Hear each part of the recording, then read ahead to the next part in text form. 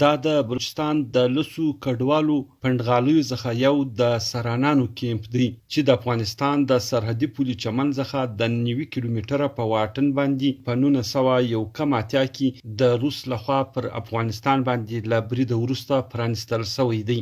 دلته اوس هم د افغان کډوالو 15,000 کورنۍ د کډوالۍ شپې او ورځې سبا کوي. 33 کلن ظاهر پښتون د افغانستان د سرپل اوسیدونکی دی. د دلې زیږیدلی او خپل زده کړې هم دلې تر سره کړې دي.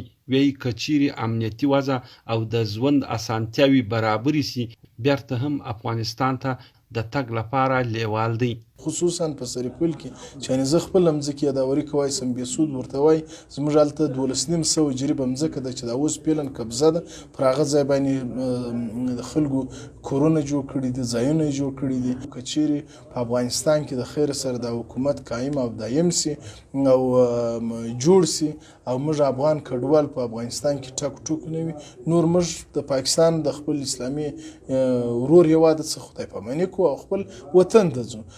زال خان د افغانستان د شبرغان اوسیدونکی دی. له 40 کلو څخه دلته په دغه کیمپ کې استوګنه کوي. وی چې د ژوند زیاته برخه په کډوالۍ کې تیر کړې ده. کچيري په خپل هېواد کې ودوی ته زمينه برابر سي نو ډیر به خوشاله وي. اوس موږ دغه ته ګورو شي اوس خدای افغانستان دې ترسي زه خو به تر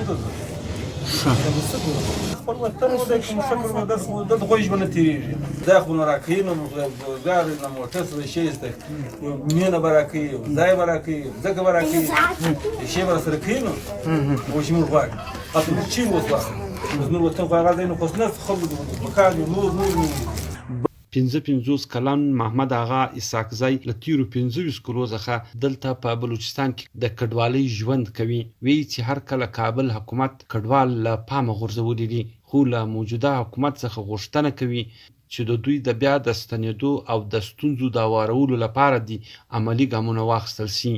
باید د ماجورو زحمت تکلیفاتو ته دوی وګوري. د ماجورو هم یو استازی وغواړي حالت یې وغواړي مجلس ورسره وکړي.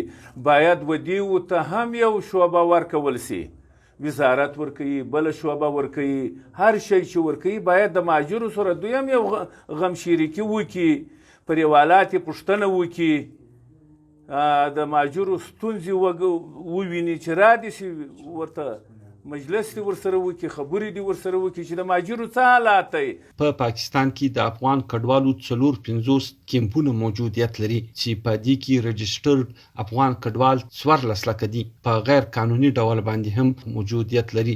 د کډوالو له لوري وویل سو چې ځینې خلک داسې هم دي چې په افغانستان کې له بهرني پوځ سره کار کړی وي. دوی اوس د ویرې له سببه څخه له افغانستان څخه نورو هېوادو ته د تګ هڅه کوي. ځینې د خپل اقتصاد او د روزګار له سببه څخه هم نه غواړي چې خپل هېواد ته بېرته ستانه سي. حمید سمسور ویډیو کوټه